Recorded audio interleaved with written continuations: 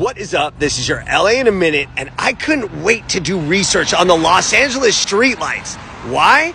Because I noticed that these streetlights are different in almost every community in Los Angeles, and most of them are beautiful. I had to find out why that is, so let's get into it. So there's a reason why Chris Burden's Urban Light exhibit at LACMA is one of the most popular tourist attractions in Los Angeles and one of the most Instagram locations in the United States. It's because these are all actual streetlights from Los Angeles taken from the early 20th century. Sheila Klein's Vermonica predated Urban Lights, and it's also an amazing collection of our various streetlights. But where did this all start?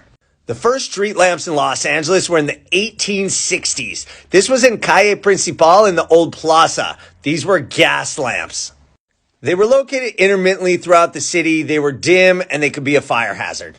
Then in 1879 in Cleveland, Charles Brush invented what would be the precursor to the modern electric streetlight and changed everything.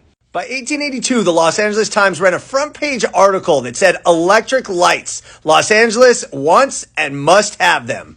Sure enough, in 1887, the Times got its wish, and Los Angeles had its first electric streetlights. This was the 150-foot tower over the ornate Baker Building that was erected in 1887. By the end of the year, 7 of these 150-foot light towers had been constructed through what is now downtown Los Angeles, and these lightings were an occasion for huge civic celebrations like this.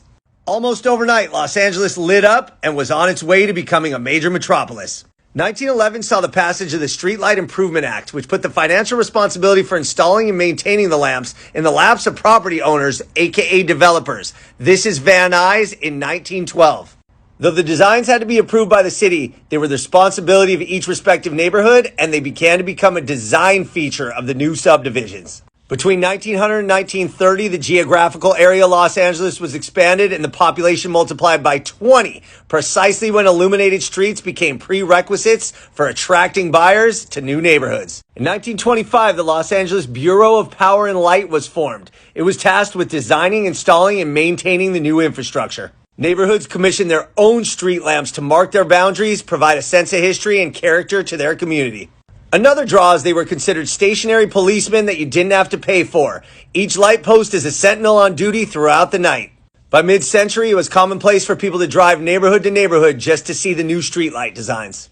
I mean, streetlights are so important to Los Angeles that we are the only major United States city that has its own streetlight museum. That's right.